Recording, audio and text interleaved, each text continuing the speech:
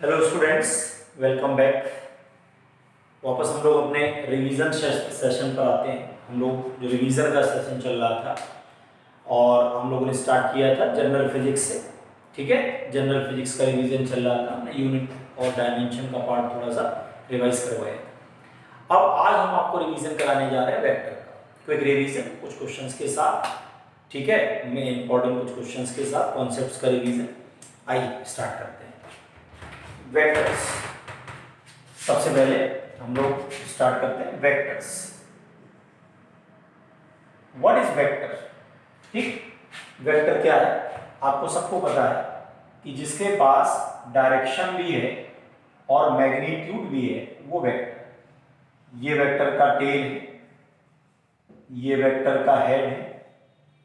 Vector के अंदर दो चीजें हैं, देखो, एक होता है मैग्नीट्यूड, एक होती है डायरेक्शन। ये होता है मैग्नीट्यूड, ये होता है मैग्नीट्यूड और ये होता है डायरेक्शन। ओके, ये जो डायरेक्शन आपने लिखा है, ये डायरेक्शन बेसिकली यूनिट वेक्टर से पता चलती है। जो डायरेक्शन पता चलती है किससे चलती है? यूनिट वेक्टर से। तो यूनिट वेक्टर से डायरेक्शन पता चलती है। एक है, हम लोग तीन यूज करते हैं, आई कैप, जे कैप और के कैप। आई कैप की डायरेक्शन कहां होती है? along x axis. ओके, जे कैप की कहां होती है? along y axis. और के कैप की कहां होती है? along z axis, along z axis. Okay, तो एक हो गया आई कैप, दूसरा हो गया जे कैप और तीसरा हो गया के कैप। तो along x एक्सिस हो गया, along y एक्सिस हो गया, along z एक्सिस। ठीक है, ये तीन यूनिट वेक्टर हैं। डायरेक्शन शो करने के लिए इस तरीके से हम लोग बनाते हैं। ये हमारा हो गया x, ये y, ये z। This is I cap, this is J cap and this is के कैप। ओके, ये हमारा कौन सा हो गया? आई कैप हो गया, ये हमारा जे कैप हो गया और तीसरा कौन सा हो गया? के कैप। तीन, ये ऑर्थोगोनल सिस्टम कहते हैं। इसको हम लोग कौन सा सिस्टम कहते हैं? ये हमारा ऑर्थोगोनल सिस्टम कहलाता है। ओके, तो ये वेक्टर में डायरेक्शन वाली बात है। ये मैग्नीट्यूड होता है, मॉड लिखते हैं इसको। ठीक है, ये डायरेक्शन नोट करिए।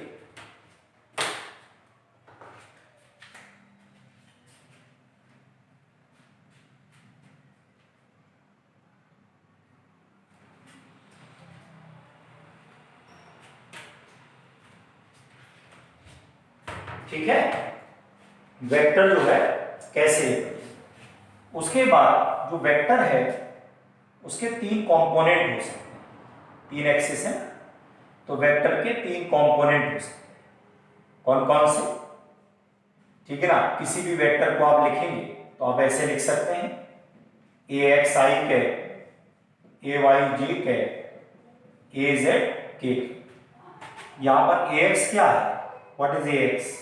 This is x component of A. What is AY?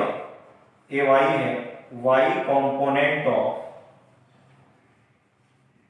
A और AZ क्या है? Z component of A। तो वेक्टर ए के तीन कंपोनेंट हम लोग मैथमेटिकली बना सकते हैं, AX, AY और AZ। ओके, वेक्टर्स को रिप्रेजेंट करने का तरीका क्या हुआ? Finally ax i cap, ay j cap, az k। ठीक है, अब देखिए ध्यान से, यहां पर अगर वेक्टर का मैग्नीट्यूड निकालना है, आपको अगर वेक्टर का मैग्नीट्यूड निकालना है तो कैसे निकालेंगे? वेक्टर का जो मैग्नीट्यूड होता है under root of ax square plus ay square plus az square, under root of ax square plus ay square plus az square, ये मैग्नीट्यूड निकालने का। ओके, ठीक, तो ये आपका जो है वेक्टर का रिप्रेजेंटेशन। बहुत आसान चीज है। वेक्टर को कैसे रिप्रेजेंट करते हैं? आई कैप, जे कैप, के, तीन हमारे पास अच्छा एक बात और देखिए, अगर केवल दो एक्सिस बने हों, एक एक्स एक्सिस है एक वाई एक्सिस है, और यहाँ पर आपने किसी वेक्टर को बनाया हुआ है, ड्रॉ किया हुआ है, ये वेक्टर है। अब यहाँ से आपने नॉर्मल डाला, ये एंगल हो गया थीटा, ये कौन सा कंपोनेंट है, ए एक्स, ये कौन सा कंपोनेंट है, ए वाई। ओके, अगर ये वेक्टर बना रहे हो आप ट्रायंगल, है ना, इस तरीके से थीटा एंगल पर, तो ये बेस एक्स कंपोनेंट होगा, और सामने जो परपेंडिकुलर है ये कौन सा कंपोनेंट होगा, वाई। ओके, एक बात और देखिए यहाँ से, अगर हम लोग क्या करें, इसको ऐसे मिला दें, ये सामने वाला y कंपोनेंट है और ये हमारा x कंपोनेंट, क्लियर है, ये y कंपोनेंट है और ये हमारा x कंपोनेंट। अब देखो ध्यान से, यहां पर अगर आप ax निकालेंगे, कैलकुलेट करेंगे, तो a cos थीटा होगा, और अगर आप ay निकालेंगे तो ये आपका a sin थीटा होगा, ay निकालेंगे तो a sin थीटा होगा, क्लियर है।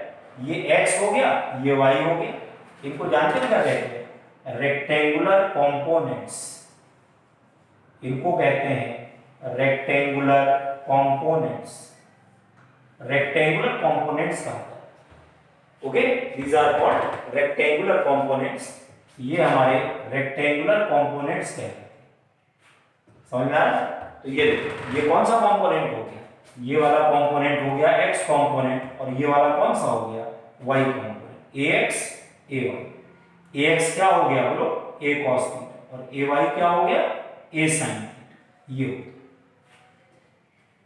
ये तीन कंपोनेंट, इनको जानते क्या कहते हैं, इनको कहा जाता है ऑर्थोगोनल कंपोनेंट्स, और ये दोनों कौन से हैं, रेक्टेंगुलर कंपोनेंट्स। बोलने का तरीका आया समझ में। तो ये हमारा कौन सा है, लो y कंपोनेंट, ये कौन है, x, जिधर एंगल बना होता है उधर cos, और सामने वाला कौन सा हो जाएगा, sin कंपोनेंट हो जाएगा, दैट इज sin।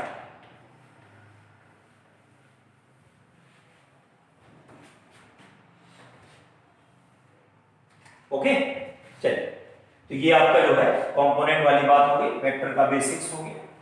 इसके बाद जो है आता है addition of vectors, addition of vectors, put the heading addition of vectors. Vectors के एडिशन कैसे किया जाए, how the vectors are added, addition of vectors, ठीक। एडिशन या सुपरपोजिशन भी इसको बोलते हैं।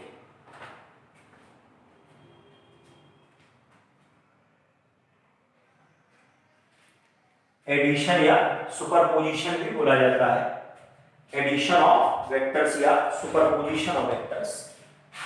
देखिए, जैसे इसमें हम रूल्स की बात करें तो तीन रूल हैं, कौन कौन से, पहला होता है ट्रायंगल लॉ, दूसरा होता है पैरेललोग्राम लॉ,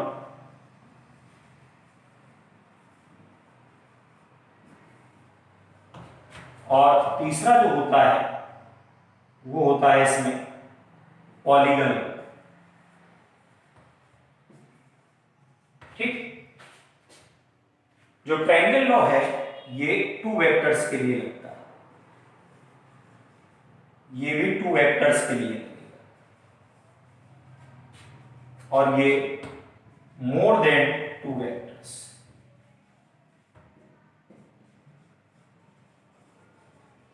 मोर देन टू वेक्टर्स। ओके, पहला है ट्रायंगल लॉ है, दूसरा है पैरेललोग्राम लॉ है, तीसरा है पॉलीगन लॉ। तो इस तरीके से क्या है, मोर देन टू वेक्टर्स के लिए लगता है ये, for more than two vectors, triangle law, parallelogram law और कौन सा, polygon law. There are three vectors, ठीक, थ्री लॉज। अब देखिए triangle law, parallelogram, triangle law और पैरेललोग्राम लॉ दोनों एक जैसे हैं, बस थोड़ा सा डायग्राम में फर्क है। ये वेक्टर ए है, ये वेक्टर बी है, ठीक है, ये वेक्टर बी है। ए और बी ट्रायंगल की दो साइड है, तो जो थर्ड साइड होगा वो हमारा रिजल्टेंट होता है, क्लियर है, r equals to a plus B, और एक काम और करिएगा, एंगल यहां से लिखिएगा एंटी क्लॉकवाइज। तो जो आर का फॉर्मूला होता है that is under root of A square plus B square plus 2ab cos theta, ये okay. R equals to under root of A square plus B square plus 2ab cos theta, okay. एक बात और देखिए, एक formula और है, angle अगर alpha है तो tan alpha equals to b sin theta upon a plus b cos theta, ये दो formula. r equals to a plus b, okay. r equals to a plus b है।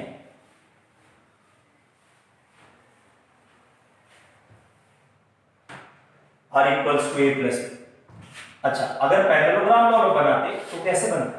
ये वेक्टर a, ये vector b, इन दोनों को मिलाकर के parallelogram बनाएंगे, ठीक है।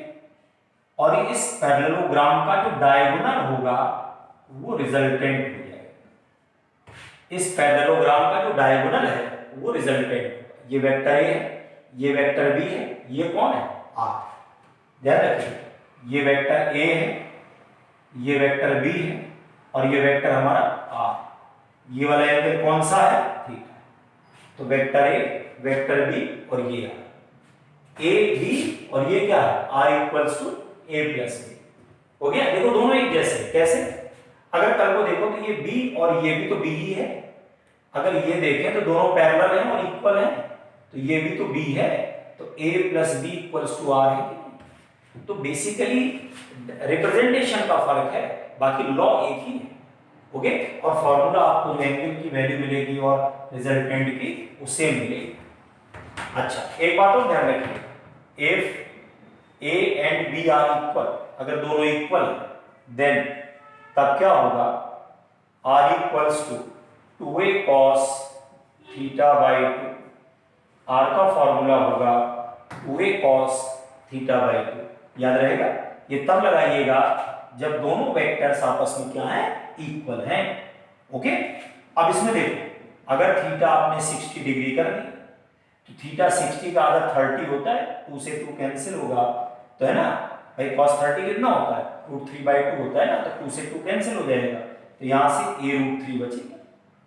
अगर आप यहाँ पे थीटा 90 रख देंगे तो यहाँ पर r आएगा a√2, ओके, a√3 a√2। इसी तरीके से अगर आपने यहां से थीटा की वैल्यू रख दी 120 तो r निकल के आएगा a। एक क्वेश्चन यही बन जाता है, एक क्वेश्चन यहीं पर बन के तैयार हो जाएगा। क्या? ये अगर दोनों वेक्टर इक्वल है और दोनों के बीच का एंगल 120 है तो रिजल्टेंट वेक्टर के इक्वल होता है, ओके। रिजल्टेंट किसकी इक्वल होता है? वेक्टर की इक्वल होता है। नोट कर।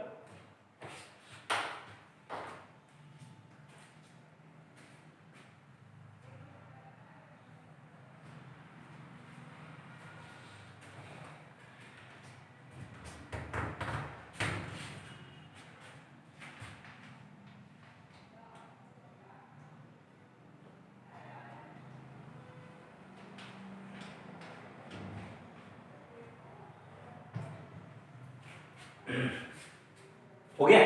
चलिए, तो ये आपका हो गया r इक्वल्स टू। इसके बाद देखिए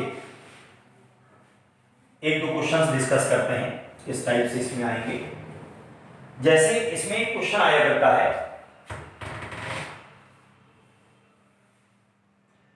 क्वेश्चन क्या है कि इफ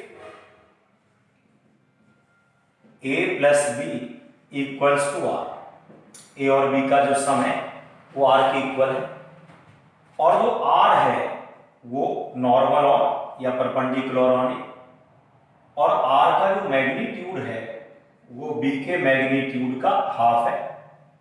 देन क्या पूछ रहा है? Angle between a and b, ये पूछा। तो समझिए क्वेश्चन, अगर मान लीजिए दो वेक्टर है, एक वेक्टर आपका a है, एक b है, दोनों का जो सम है वो r है। r नॉर्मल किसके? a के है, r का मैग्नीट्यूड b/2 है। Angle between a and b पूछ रहा, देखिए सबसे पहला काम डायग्राम बनाइए, ये वेक्टर ए बना लीजिए और जो आर है वो इसके नॉर्मल है, ये हमारा आर हो गया, यहां से ये आर हो गया, ये आपका ए है और इनको यहां से मिला दीजिए ऐसे, ये आपका बी हो जाएगा। देखो ऐसे फिर से देखिए, सबसे पहले आप एंगल बना लीजिए यहां से। अगर आप एंगल बनाएंगे तो ये 90 डिग्री का एंगल है। ये कौन है? ए, ये कौन है? आर, ये कौन है? बी। इसको आप यहां से आगे बढ़ा दीजिए ऐसे। जब आगे बढ़ाएंगे तो ये एंगल यहां से थीटा हो जाएगा, ये एंगल क्या हो जाएगा? तो थीटा हो जाएगा यहां से। अब समझो बात, वो कह रहा है थीटा बताओ कितना होगा, ये तो पूछ रहा है, ठीक है ना। एंगल हमेशा टेल टू टेल लेते हैं। अब देखो एक और रिलेशन दिया हुआ है, क्या? आर का रिलेशन बी के साथ दिया है। तो यहां देखो इस वाले एंगल को बना लेना अल्फा। अगर ये अल्फा बनाओगे तो यहां से साइन अल्फा क्या मिलेगा? R upon B. तो ये आएगा साइन अल्फा 1/2 आएगा, तो अल्फा इक्वल्स टू 30 डिग्री। अब अगर ये 30 डिग्री आया है तो ये एंगल आ जाएगा 150 डिग्री। क्यों? क्योंकि टोटल एंगल कितना होता है? 180 होता है। ये वैल्यू है आसान के लिए, नोट कर लीजिए।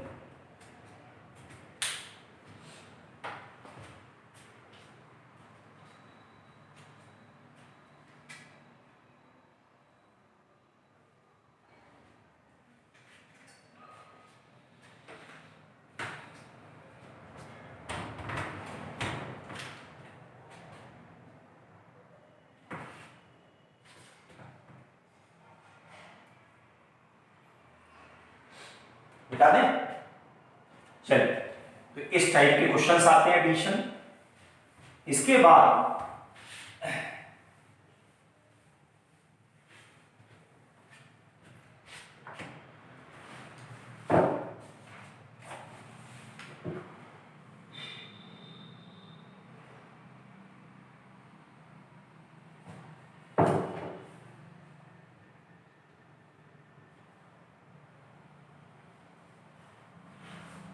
जैसे एक क्वेश्चन ये देखिए, क्वेश्चन क्या है? ये y एक्सिस है और ये x एक्सिस है, ये y और ये x है। एक फोर्स यहां दिया हुआ है 1 न्यूटन का और 60 डिग्री का एंगल है, ठीक। और एक फोर्स इसने यहां दिया हुआ है ऐसे, ये एंगल 30 डिग्री का है और ये फोर्स दिया है 4 न्यूटन का, ठीक। और ये नीचे जो फोर्स दिया है ये 2 न्यूटन का दिया है। नीट का आया हुआ क्वेश्चन है, ओके। अब आप देखिए यहां से,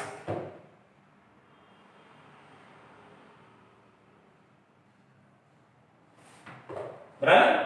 फिर से देखिए, ये 1 न्यूटन का फोर्स है, ये आपका 4 न्यूटन का फोर्स है और ये 2 न्यूटन का फोर्स है। कह रहा है कि इस पूरे सिस्टम का जो रिजल्टेंट है वो केवल y एक्सिस में है, ओके। रिजल्टेंट फोर्स जो है, resultant force only along y axis. Resultant force केवल कहां है? y एक्सिस में। तो पूछ रहा है एक्स्ट्रा फोर्स नीडेड, कितना चाहिए ताकि ऐसा हो जाए, ठीक है ना। कितना फोर्स एक्स्ट्रा चाहिए, एक्स्ट्रा फोर्स नीडेड। क्लियर है?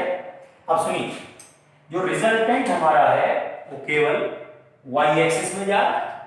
अगर रिजल्टेंट y एक्सिस में है तो fx 0 है। fx क्या है? 0। अब आप एक काम करिए, कंपोनेंट ब्रेक करिए। ये देखो, ये कितना है? 1 है, तो ये आएगा 1 cos 60 और ये ऊपर की तरफ क्या चला जाएगा? ये जाएगा 1 sin 60। ये देखो 30 है, तो इधर की तरफ क्या आएगा? ये इधर की तरफ एंगल है ना, तो इधर आएगा 4 sin 30 आ जाएगा। ऐसे देखो, यहां भी अगर देखें तो ये एंगल है 30 ओके, इसका कंपोनेंट इधर की तरफ, ठीक है, ये आ जाएगा 2 sin 30, इधर की तरफ आ जाएगा 2 cos 30, हालांकि इसकी आवश्यकता हमें है नहीं। फिर से देख 1 cos 60 का एंगल ऊपर की तरफ गया, उससे कुछ खास लेना देना नहीं, cos वाले x वाले को देखना है। अब इधर देख, ये वाला 2 है, ये 30 है, इधर की तरफ ये जाएगा 2 sin 30, ये कितना 4 है, ये 30 है, ये आएगा 4 sin 30। क्लियर? अब समझ में आया कंपोनेंट? अब देखिए यहां पर क्या है, ये क्या होता है, sin 30 1/2 होता है। अगर इसको सॉल्व करोगे तो 2 × 1/2 1 न्यूटन आए। cos 60 1/2 होता है, इसको सॉल्व करोगे 1/2 न्यूटन आए। और sin 30 1/2 होता है, इसको सॉल्व करोगे तो 4 × 1/2 2 न्यूटन आए। अब आप देखो 2 न्यूटन इधर है और इधर कितना जा रहा है, बोलो 1 और 1/2। अगर इनको टोटल मिला दोगे तो 3/2 न्यूटन हुआ कि नहीं हुआ? ठीक है ना? ये देखो, ये सिचुएशन है x एक्सिस में। x की बात करें केवल तो x में इधर की तरफ जा रहा है 3/2 न्यूटन और यहां जा रहा है 2 न्यूटन। अब बताइए कौन छोटा है? ये छोटा है। अगर ये न्यूट्रल करना है, अगर जीरो करना है, ओके, तो हम इसमें कितना ऐड कर दें?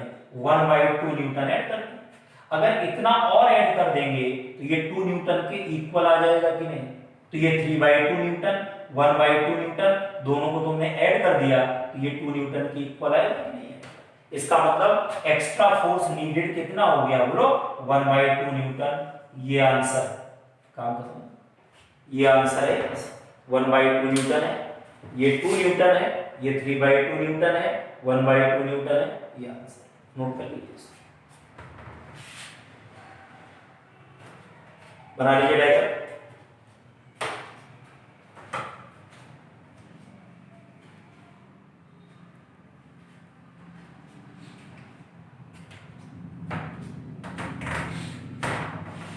बेटा चलिए, तो ये आपका जो है क्वेश्चन है, नीट में आया हुआ है। मैं बार बार नीट क्यों बोल रहा हूं इसमें, उसका रीजन क्या है, क्योंकि वेक्टर्स जेईई में नहीं आता है। वेक्टर का डायरेक्ट क्वेश्चन जेईई में नहीं आता है। वो अलग बात है कि वेक्टर का इस्तेमाल तो हर जगह हो, लेकिन वेक्टर का डायरेक्ट क्वेश्चन नीट में आता है। नीट में वेक्टर का डायरेक्ट क्वेश्चन आएगा, जेईई में नहीं आता है। इसलिए ध्यान रखिएगा, नीट में जो है आपको पुराने क्वेश्चन इसके मिलेंगे, जेईई में नहीं।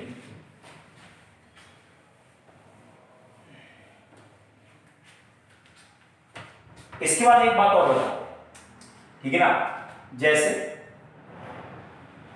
आपने 3 वेक्टर्स लिए A B C और इन तीनों का रिजल्टेंट 0 है। समझ में? A B + C = 0। अगर 3 वेक्टर का सम 0 है, देन ध्यान रखिए इसमें A + B का जो वैल्यू है ग्रेटर देन और इक्वल टू C हो। ध्यान रखिए, अगर 3 वेक्टर का सम 0 है तो A और B का सम करेंगे, ग्रेटर देन और इक्वल टू क्या आएगा? C। क्लियर हो रहा है? ग्रेटर देन और इक्वल टू C, या ऐसे समझ लो A और B स्मॉलर है, C ग्रेटर, तो दो को ऐड करके तीसरे से बड़ा होना चाहिए। A + B greater than equal to C। Okay, अगर A B C 3 का सम 0 है तो क्या होगा? A + B ग्रेटर देन और इक्वल टू C। ये रूल कैसे? जैसे एक बार क्वेश्चन आया था कि एक कॉम्बिनेशन दिया 10 न्यूटन 10 न्यूटन और 10 न्यूटन, दूसरा दिया हुआ था 10 न्यूटन 10 न्यूटन 20 न्यूटन, तीसरा दिया था 10 न्यूटन 10 न्यूटन और 15 न्यूटन, और चौथा दिया था 10 न्यूटन 10 न्यूटन और दिया हुआ था इसमें 30 न्यूटन। अब क्या पूछ रहा है, इनमें किस में से, in which of the following resultant force is not 0। क्या पूछ रहा है? In which of the following resultant force is not 0, इनमें 0 नहीं। अब समझिए, ये वही बात हो, ये हमारा A हो गया, ये B हो गया और ये C हो गया। ओके, ये A है, ये B है और ये हमारा C। बात को समझ रहे? अब देखो ध्यान से, ये 10 न्यूटन और ये 10 न्यूटन।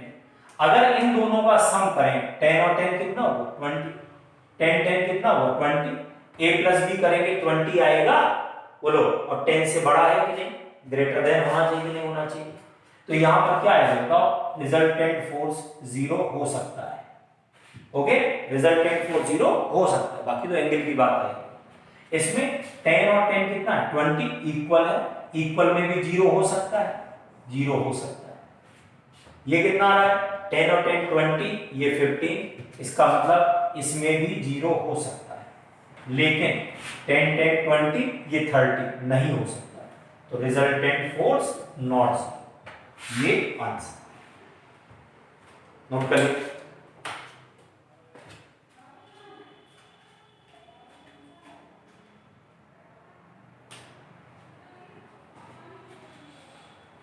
F जो है नॉन जीरो है, F इज नॉन जीरो। इसने यही पूछा था कि नॉन जीरो कब। ठीक, अब एक बात और यहां पर आपको बता रहा हूं, अगर पूछा जाए कि कितने वेक्टर मिलकर के जीरो हो सकते हैं, तो 3 वेक्टर मिलकर के जीरो हो सकते हैं। क्लियर हो रहा है? इसमें भी मैं आपको कुछ रूल लिखवा रहा हूं, जो क्वेश्चन आया करता है, वो भी मैं आपको बता रहा हूं। क्या? If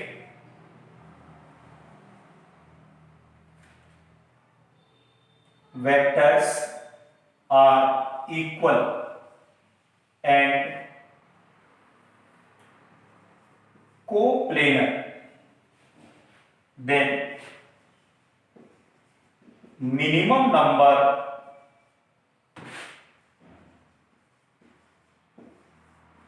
of vectors to become zero is 2। ध्यान रखें, अगर मान लीजिए पूछा जाए कि 2 वेक्टर्स हैं, ठीक है, ये vectors are equal, vectors equal है और कोप्लेनर है, then minimum number of vectors to become zero is, कितने होंगे, तो कितने आएंगे बेटा 2 आएंगे। इस बात को ध्यान रखिए, अगर मिनिमम नंबर ऑफ वेक्टर्स पूछा जाए become zero, okay, minimum number of vectors to become zero, तो कितने होंगे बताओ 2। कब? जब ये वेक्टर्स इक्वल भी हैं और कोप्लेनर। अगर ये नॉन कोप्लेनर होंगे, सॉरी अनइक्वल होंगे, if vectors are unequal then and coplanar then minimum number to become zero is 3। Okay, जैसा भी हम लोगों ने बनाया, अगर इक्वल नहीं है, बोलो A vectors are unequal and coplanar, एक ही प्लेन पर है, तो मिनिमम नंबर कितना चाहिए 3।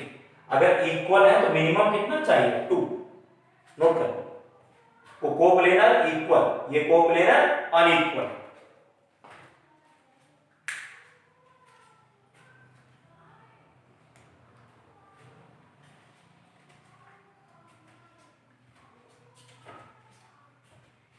ठीक, अच्छा, अगर वेक्टर्स जो हैं, तीसरा देखिए, इफ वेक्टर्स आर है ना non coplanar, vectors are non coplanar, अगर वेक्टर्स कैसे हैं non coplanar, then minimum number of vectors to become zero is 4। ध्यान रखें, minimum number of vectors to become zero is 4। अगर मान लीजिए क्या है बताओ, अगर नॉन कोप्लेनर है तो मिनिमम नंबर जो होना चाहिए वो कितना होना चाहिए 4। फिर से देखिए, अगर कोप्लेनर इक्वल है तो 2, कोप्लेनर अनइक्वल है तो 3, और अगर नॉन कोप्लेनर है तो 4। ये नंबर कितना होना चाहिए 4 होना चाहिए, दैट मस्ट बी 4। नोटेड, ये रूल है और इस पर डायरेक्टली क्वेश्चन है, समझ में आया? इस रूल पर आपको डायरेक्टली क्वेश्चन मिलेगा, ठीक है ना, कोई इनडायरेक्ट क्वेश्चन नहीं है।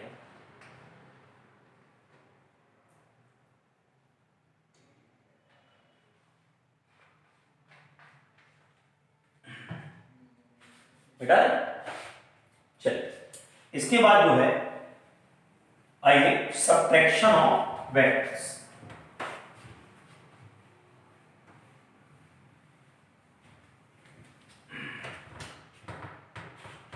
Subtraction of vectors, subtraction of vectors, subtraction of vectors. Okay, a minus b is equals to r, या लिख सकते हैं a plus minus b equals to r, a plus minus b equals to are.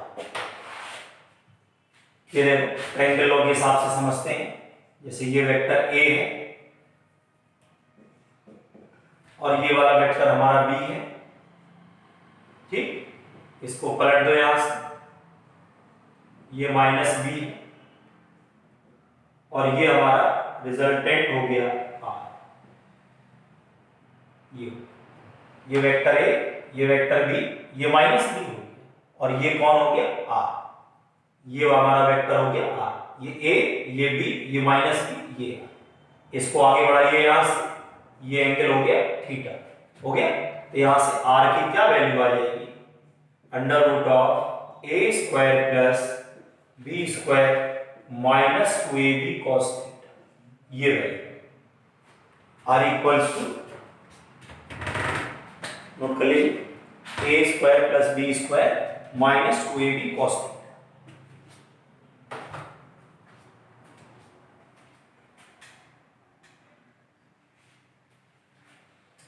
Okay, एक बात। दूसरी बात ये है कि देखो सब्ट्रैक्शन जैसा कुछ नहीं होता, याद रखिएगा, सब्ट्रैक्शन नहीं हो रहा, ए का एडिशन किसके साथ हो रहा है, माइनस बी के साथ। बोलो, ए का एडिशन किसके साथ हो रहा है, माइनस बी के साथ। अगर आपके दिमाग में कभी भी आए कि भाई सब्ट्रैक्शन हो रहा है, तो सब्ट्रैक्शन ना समझिएगा, आप कहिएगा कि भाई ए का एडिशन किसके साथ हो रहा है, माइनस बी के साथ हो रहा है, ठीक है ना, माइनस बी के साथ हो रहा है। और इसमें भी ध्यान रखिए कि एफ ए और बी आपस में इक्वल है, तो are equals to 2a sine theta by, R equals to 2a sine theta, ये R equals to 2a sine theta by 2, ये वैल्यू। अगर दो वेक्टर आपस में इक्वल हैं, if two vectors are equal, तो यहां पर क्या मिलेगा बताओ, r equals to 2a sine theta by.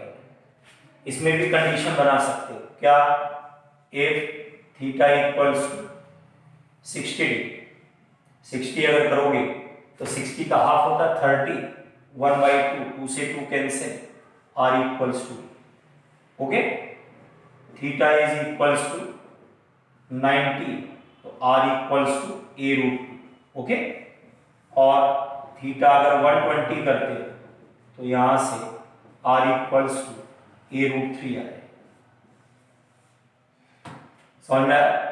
एक बात देखो और याद रखिएगा, क्या, जब थीटा 90 डिग्री होता है, जब थीटा 90 होता है, theta is 90, then a plus b का जो मॉड है वो बराबर होगा a माइनस बी के मॉड के, ये दोनों आपस में बराबर, a प्लस बी का जो मॉड है वो a माइनस बी के मॉड के बराबर होगा, a प्लस बी का जो मॉड है वो a माइनस बी के मॉड के बराबर होगा, that is equal to mod of a plus b and a minus. याद रखिए दोनों आपस में इक्वल हो।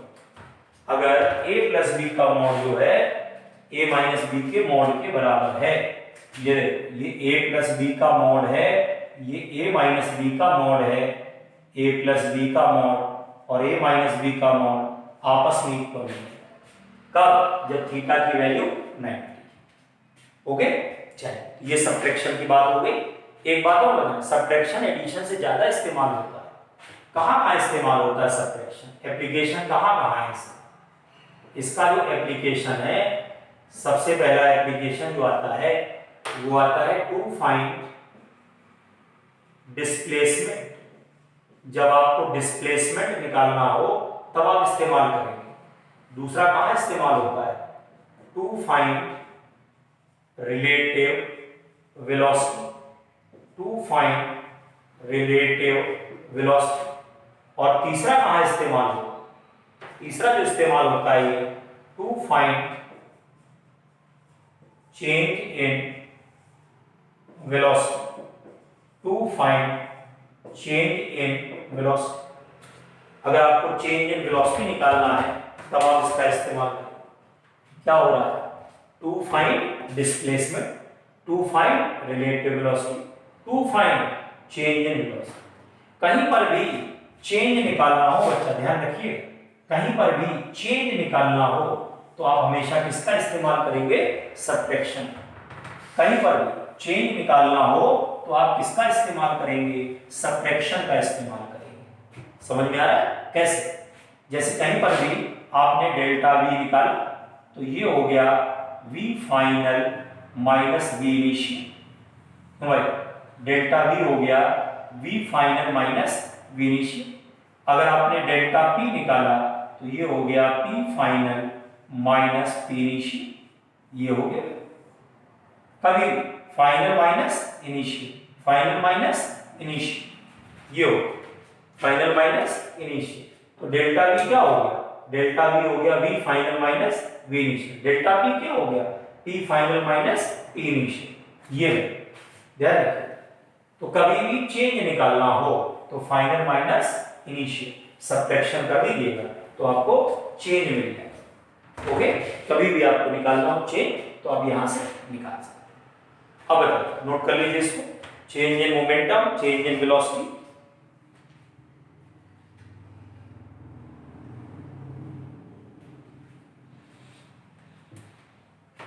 अब इसके बाद आइए, अगला जो है पार्ट इसमें आता है प्रोडक्ट।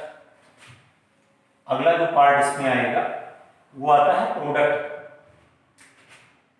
प्रोडक्ट का पार्ट है प्रोडक्ट। प्रोडक्ट जो है दो टाइप का होता है, एक स्केलर प्रोडक्ट होता है और दूसरा वेक्टर प्रोडक्ट होता है। एक है स्केलर प्रोडक्ट, दूसरा कौन सा है? वेक्टर। स्केलर क्या होता है भाई? a dot B is equals to A B cos theta. और वेक्टर क्या होता है? a cross B is equals to A B sine theta N cap.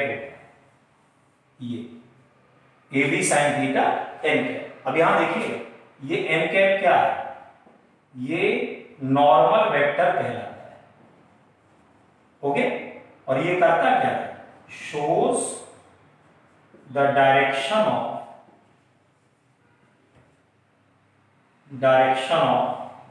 A cross B. ये क्या करता है? ए क्रॉस बी की डायरेक्शन शो करता है। आसान, ये देखिए, ये जो एन कैप है ये नॉर्मल है ए के, ये नॉर्मल है बी के। ये जो एन कैप है ये नॉर्मल है ए के और ये नॉर्मल है बी के। N cap normal on a, n cap normal on b. ये n cap normal on a और एन कैप जो है नॉर्मल ऑन बी। याद रहेगा, एन कैप जो हमारा होता है वो नॉर्मल है ए के और नॉर्मल है बी। समझिए, तो ये जो है नॉर्मल वेक्टर क्या करता है? ये डायरेक्शन बताता है किसकी? A cross B. ये हमको डायरेक्शन बताता है ए क्रॉस बी की। It shows the direction of A cross B. ये हमारा ए क्रॉस बी की डायरेक्शन शो करता है। It shows the direction of A cross B. Okay, ये हमारी डायरेक्शन शो करता है किसकी? A cross B. A cross B equals to क्या हुआ? A B sine theta N. N cap normal A के है, नॉर्मल किसके? बी। नोट कर लीजिए, तो ए बी साइन थीटा है, ए बी कॉस थीटा है।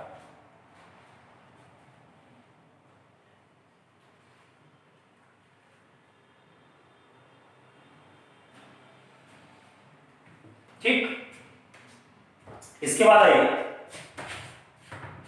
एक बात और इसमें देखिए, अगर ए और बी नॉर्मल है, ए और बी नॉर्मल है, देन क्या होगा, ए डॉट बी 0 होता है। इस पर भी क्वेश्चन आता है, समझ में आया? ए डॉट बी हमारा 0 आएगा कब, जब ए नॉर्मल होगा बी के ऊपर। ए नॉर्मल है बी, अगर बी के नॉर्मल है तो ये आता है 0। If a is normal of B.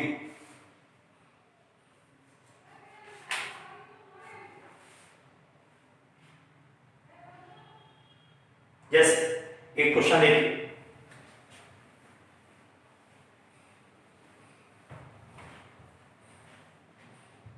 Question क्या है इसमें, वेक्टर ए दिया हुआ है 2i cap plus 3j cap plus 8k cap, और वेक्टर बी दिया हुआ है 4i cap minus 4j cap plus alpha k cap. ये दिया हुआ है, यहां से पूछ क्या रहा है, फाइंड अल्फा ए नॉर्मल और बी दिया। ये देखो, ये अल्फा पूछ रहा है, अल्फा पूछ रहा है, और क्या गिवन है अपने को, गिवन है ए इज नॉर्मल ऑफ बी।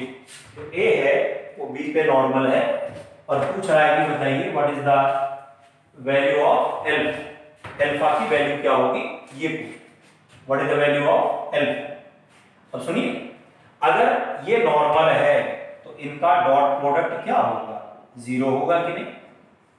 अब देखिए, डॉट प्रोडक्ट आपको करना आता होगा, x वाला x के साथ, y वाला y के साथ, z वाला z के साथ। 4 2 जा 8, 3 माइनस 4 12। ओके, ये कितना आया, 8 अल्फा इक्वल्स टू 0। ओके, ये आएगा माइनस 4 प्लस 8 अल्फा 0।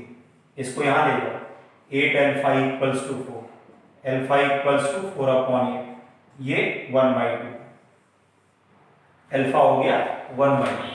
ये ऐसे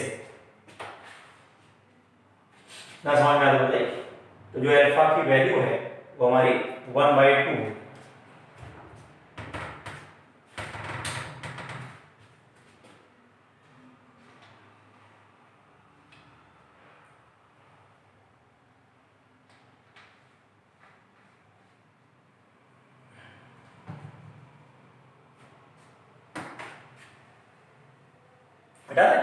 चलिए, एक क्वेश्चन ये आपका आया हुआ है, बिल्कुल जो बता रहे हैं उसी टाइप के क्वेश्चन आते हैं, आपको मैं कुछ भी ऊट पटाख का रिवीजन नहीं करा, ठीक है ना, बिल्कुल सीधा सा।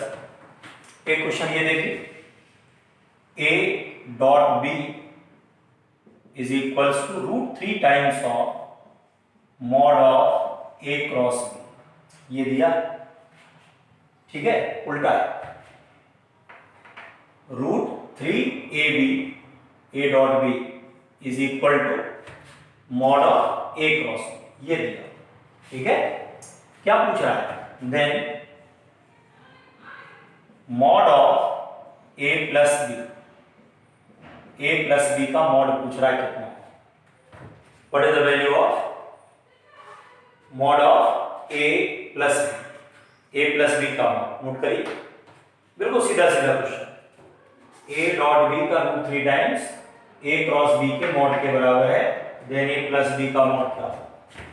अब देखना है, अगर इसको हम लोग यहां से पिक करें तो ये आएगा √3, a डॉट b आएगा ab cos थीटा इक्वल्स, ये कितना आएगा, ab sin थीटा, मॉड है, ठीक, ab से ab कैंसिल, क्या मिला यहां से, ये आ जाएगा √3 cos theta equals to sin theta, इसको यहां ले जाओ तो ये आ जाएगा √3 इक्वल्स टू tan थीटा। तो यहां से देखो √3 कम होता है, ये थीटा इक्वल्स टू आ गया 60 डिग्री।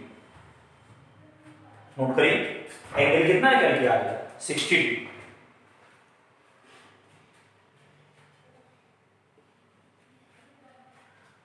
हो गया, समझ इक्वेशन दिया है और a प्लस बी का मॉड पूछा है ना, सीधे तो निकलना नहीं, आप भी जानते हैं। यहां से कुछ निकालेंगे फिर इसमें प्लेस करेंगे। डायरेक्ट फार्मूला बेस्ड क्वेश्चंस कम आते हैं, एप्लीकेशन आता है। आपने कोई चीज कैलकुलेट की, उसका इस्तेमाल करके दूसरा निकाला। डायरेक्ट फार्मूले बेस्ड क्वेश्चंस जो हैं वो कम आते हैं, एप्लीकेशन ज्यादा आता है। अब आप देखिए थीटा 60 है, इसको यहां से उठा लीजिए, है ना। a प्लस बी का जो मॉड है, a प्लस बी का जो मॉड है, इसका फॉर्मूला होता है under root of a square plus b square plus 2ab cos theta, होता है कि नहीं। अब यहां से रख दीजिए, ये क्या मिलेगा, a square plus b square plus 2ab और थीटा 60 रखोगे तो cos 60 1/2 होता है, 2 से 2 कैंसिल, तो ये निकल के आएगा a square plus b square plus ab की पावर 1/2। रूट का मतलब बेटा पावर 1/2, रूट का मतलब होता है पावर 1/2, रूट का मतलब पावर 1/2। ठीक, चलिए, तो ये आपका जो है एक क्वेश्चन इस पे आ गया।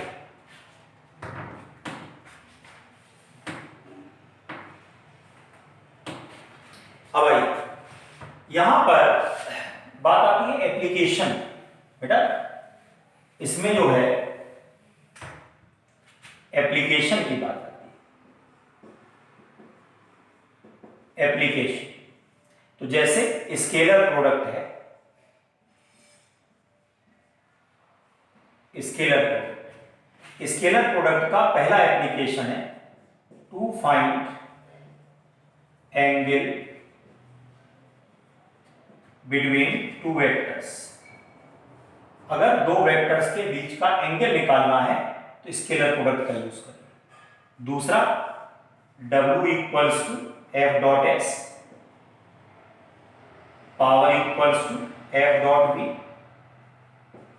ठीक, इसके अलावा डी फाई इलेक्ट्रिक में ये आएगा ई डॉट डी एस। अगर मैग्नेटिक में जाओगे तो ये आएगा b dot d s etcetera. Okay, तो इस तरीके से मैंने दो एप्लीकेशन बताया। ये एप्लीकेशन मैथमेटिकल है एंगल निकालने वाला, और ये फिजिक्स वाला। ये फिजिक्स में वर्क क्या होता है, scalar F dot S, force भी वेक्टर है, डिस्प्लेसमेंट भी वेक्टर है, पावर क्या है, स्केलर। ये कौन है, वेक्टर। ये कौन है, वेक्टर।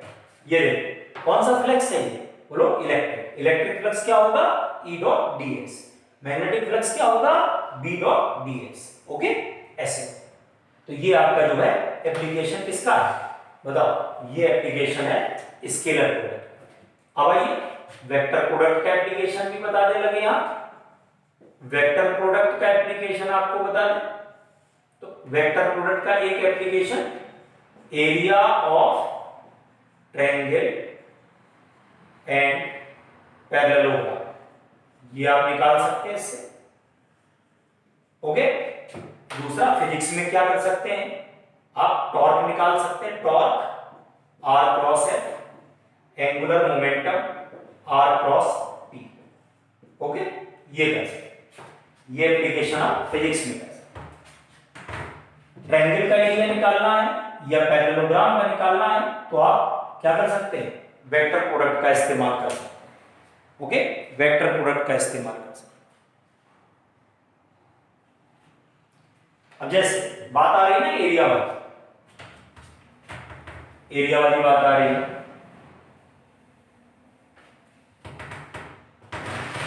फॉर एग्जाम्पल आपने ये ट्रायंगल बनाया, एक वेक्टर है, दूसरा वेक्टर ये है बी, और इनको लेकर के आपने एक ट्रायंगल बनाया, ये आपने एक ट्रायंगल बनाया। तो जो एरिया होता है इसका, area half of A cross b. ठीक, अगर आप कल को पैरेललोग्राम बनाते हैं, ए है ये बी है, ठीक, और आप इनको मिला करके एक पैरेललोग्राम बना दें तो इसका जो एरिया होता है वो ए क्रॉस बी के बराबर। ये एरिया होता है हाफ ऑफ ए क्रॉस, ये जो एरिया होता है half of A cross. Note कर लीजिए, ये जो एरिया है half of A cross b और इसका एरिया है ए क्रॉस।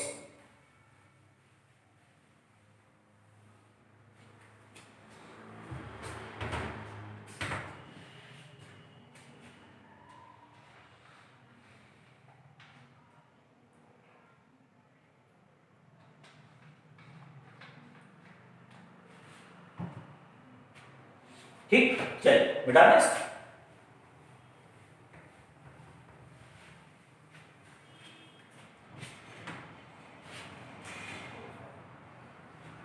अब जैसे क्वेश्चन देखिए, वेक्टर ए दिया है 3i cap plus 4j cap plus 5k cap.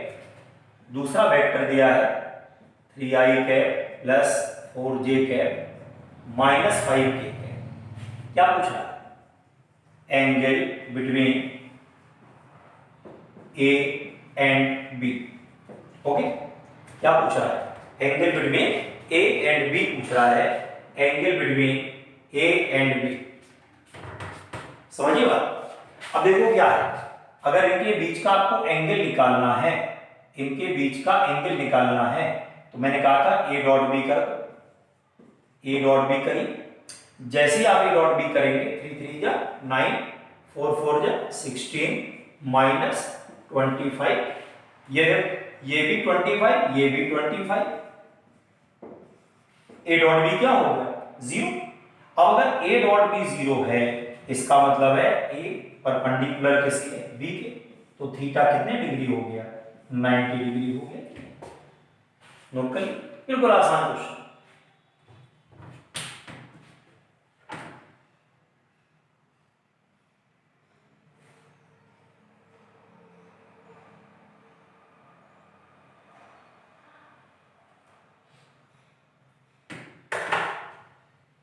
Done. चलिए एक क्वेश्चन और देखिए। क्वेश्चन क्या है कि जो a प्लस बी है, a plus b is perpendicular to a minus b. ये a plus b is perpendicular to a minus b. तब क्या पूछा है? Then relation between a and b, ये पूछा है। a और b के मैग्नीट्यूड का रिलेशन पूछा है। समझ में आया? a प्लस बी परपेंडिकुलर किसके? a minus b. तो a और b का रिलेशन पूछा है। अब देखिए दोनों परपेंडिकुलर हैं। अगर दोनों परपेंडिकुलर हैं तो दोनों का डॉट प्रोडक्ट 0 आएगा। दोनों का डॉट प्रोडक्ट 0। ये देखो a डॉट ए, ये आएगा a square minus a dot b, ये देखो प्लस b डॉट ए, और ये आएगा minus b square 0। A dot b dot a equal होता है बेटा, बराबर होता है, ये कैंसिल हो जाएगा। तो ए स्क्वायर माइनस बी स्क्वायर 0, इसको यहां ले लो, क्या मिला यहां से? ये मिल जाएगा A square equal to B square. तो ए बराबर बी होगा। है समझ में? ए प्लस बी और ए माइनस बी आपस में नॉर्मल है, तो ये तभी पॉसिबल है जब ए और बी इक्वल हो। ओके, कब पॉसिबल है? जब ए और बी आपस में इक्वल हो। ठीक, बिल्कुल स्मूथली, कोई कहीं कॉम्प्लिकेटेड नहीं। क्या उसने पूछा? परपेंडिकुलर। तुरंत अपने दिमाग में आना चाहिए कि दोनों का डॉट प्रोडक्ट क्या होगा? 0। नोट कर लीजिए।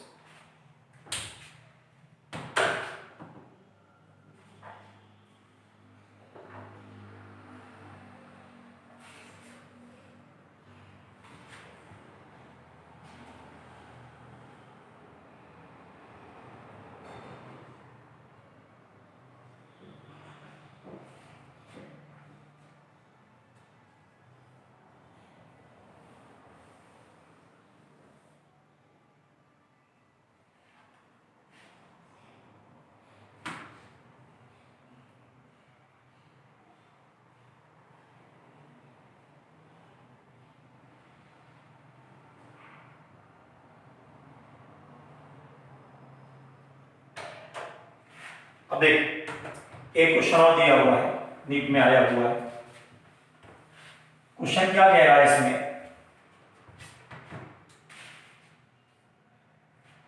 एक वेक्टर दिया है a equals to cos omega t i cap plus sine omega t j cap. दूसरा वेक्टर दिया है cos omega T by two i cap plus sine omega T by two j cap. ये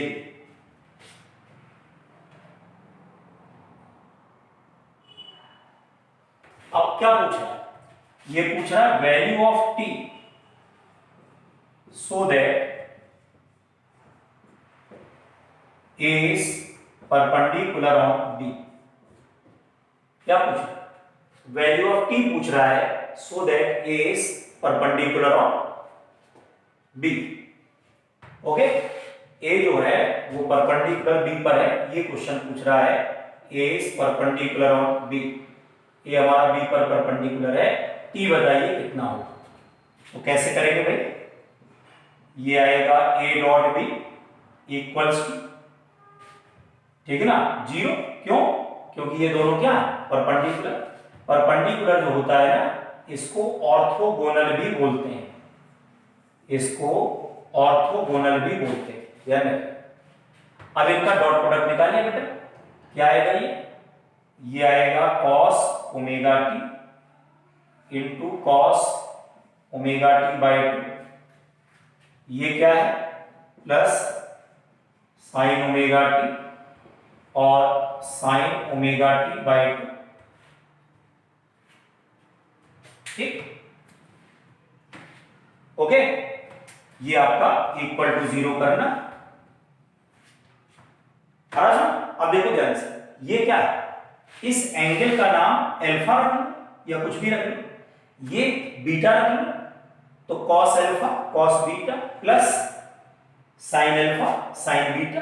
समझो ध्यान से, ये दो अलग अलग एंगल हैं, ये दो अलग अलग एंगल हैं, एक एंगल ये, एक एंगल ये, एक एंगल ये, एक एंगल ये। समझ रहा बात, ये एंगल हमारा क्या है, साइन ओमेगा टी, ये कितना है ओमेगा टी बाई टू, ये क्या है कॉस ओमेगा टी, ये कितना है cos omega T by to.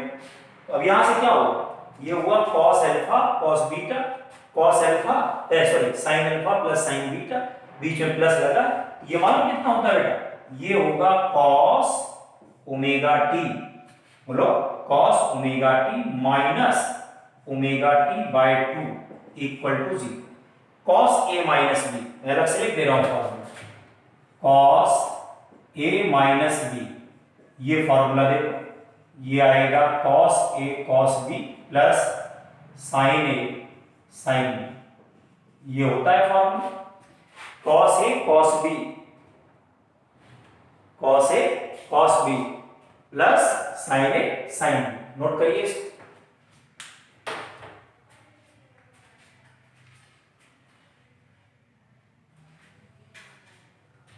Cos a cos b plus sine a sine B.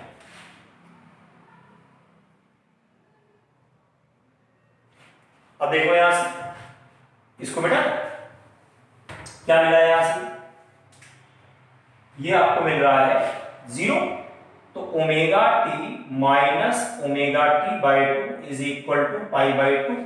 समझिए, कॉस की वैल्यू 0 कब होती है, कॉस की वैल्यू 0 90 डिग्री पर होती है, तो ये आया omega t minus omega T by two equal to 0, ये है ना, इसका मतलब है ये पाई बाई टू हो गया, हो गया कि नहीं हो गया, समझ में आ रहा कि नहीं आ रहा, ये हमारा हो गया पाई बाई टू, ये एंगल हमारा जो है पाई बाई टू आ जाएगा। अब देखो यहां से क्या करोगे, टी निकालना है, ये देखो omega t minus omega T by two करोगे तो बचेगा omega T by two equal to pi by t, 2 से 2 कैंसिल, तो टी इक्वल्स टू आएगा पाई अपॉन ओमेगा, नोट करिए इसको। समझ में आया, omega t minus omega T by two, तो ये बचा omega T by two is equal to pi by two, है ना, 2 से 2 cancel equal to pi upon omega, ये वैल्यू आ जाएगी।